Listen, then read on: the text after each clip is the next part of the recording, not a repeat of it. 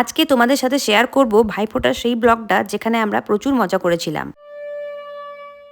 তো রিয়া প্রথমে শিবুকে ফোঁটাটা দিয়ে দিল, তারপর আমরা বড় জেঠুর বাড়িতে গেলাম ফোঁটা দিতে। ওখানেই আমরা সব ভাই বোনেরা একসাথে একত্রিত হয়েছিলাম। জেনারেলি কোনো ওকেশন না থাকলে আমাদের একসাথে দেখা পাওয়া খুবই মুশকিল, কারণ সবাই যে যার মতো প্রচুর ব্যস্ত থাকে। আর ভাইদের মধ্যে আমার বাবা যেহেতু সব থেকে ছোট, তাই গিফট পাওয়ার ক্ষেত্রে আমরাই লাভবান। তবে গিফট পাওয়ার থেকেও বড় কথা হলো সবার সাথে বহুদিন বাদে দেখা হলো। আনন্দ, মজা, হাসি ঠাট্টা এইভাবেই কিন্তু ফোঁটার দিনটা কাটছিল। বেশ ভালোই লাগছিল সবার সাথে এনজয় করতে। ফোঁটা তো প্রত্যেক বছরই হয়, তবে প্রত্যেক বছর এটাই হয় যে বাড়ি বাড়ি গিয়ে দাদারা ফোঁটা নিয়ে আসে। তবে এইবার যে একত্রিত হয়ে মজাটা হলো সেটা বহুদিন বাদে পেলাম। এরপর পালা ছিল আমাদের পরবর্তী জেনারেশনের ফোঁটা দেওয়া, মানে জেনজিদের ফোঁটা দেওয়া আর কি। অনেকক্ষণ ধরে উপোস করেছিলাম, তাই প্রচুর খিদেও পাচ্ছিল।